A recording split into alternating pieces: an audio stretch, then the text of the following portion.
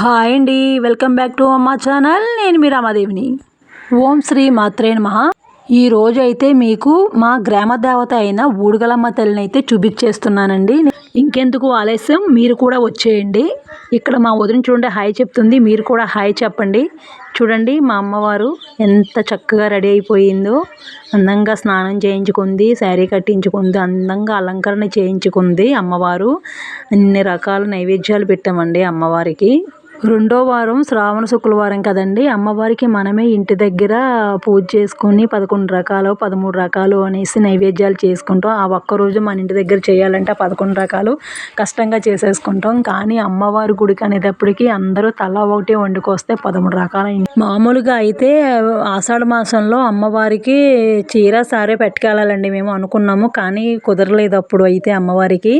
ఏమో అమ్మవారు ఆ శ్రావణ మాసంలో పెట్టించుకోవాలనుకున్నారేమో, అందుకనే అప్పుడు ఎవరికీ కుదరలేదు ఆషాఢ మాసంలో.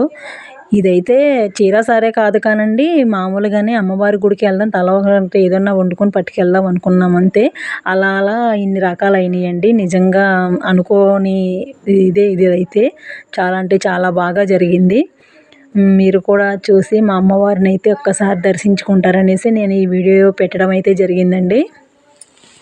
మేమైతే అసలు ఎక్స్పెక్ట్ చేయలేదండి ఇంతలా జరుగుతుందని. అందరూ అక్కడికి వెళ్ళేటప్పటికి అసలు అందరూ కలిసి చేస్తే అనిపించిందండి. మనం తలుచుకోవాలి కానీ సాధించలేదంటే ఏదో ఉండదు అనిపించింది అంతే.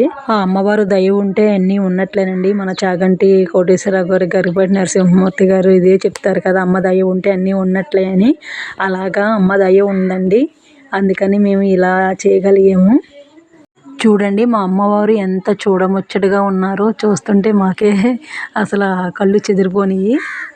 చూసారు కదండి. నా వీడియో నచ్చితే లైక్ చేయండి, షేర్ చేయండి, సబ్స్క్రైబ్ చేసుకోవడం మాత్రం మర్చిపోకండి. మీకు ఎలా అనిపించిందో కామెంట్ పెట్టండి. అన్నట్టు చెప్పడం మర్చిపోయానండి, నా ఛానల్కి చాలామంది సబ్స్క్రైబర్స్ ఉన్నారండి. అలాగే వ్యూస్ కూడా చాలా బాగా వస్తున్నాయి. అలాగే లైక్లు కొట్టి కామెంట్లు పెడితే బాగుంటుందని నేను అనుకుంటున్నానండి. ఇంకా చూస్తున్నారు, లైక్లు కొడుతున్నారు, అలాగే కామెంట్ కూడా పెట్టండి. నా ఛానల్ని కొత్తగా చూసేవాళ్ళు సబ్స్క్రైబ్ చేసుకోండి. మనం ఎన్ని చేసుకున్నా ఏమి చేసుకున్నా ముందు గ్రామదేవత అమ్మవారిని అయితే మనం మర్చిపోకూడదండి. గరికపాటి నరసింహమూర్తి గారు చెప్తారు చూసారా, మన ఊరి నుంచి వచ్చేటప్పుడు, ఊరు విడిచి బయటికి వెళ్ళేటప్పుడు మన గ్రామదేవతకి చెప్పుకోవాలనేసి.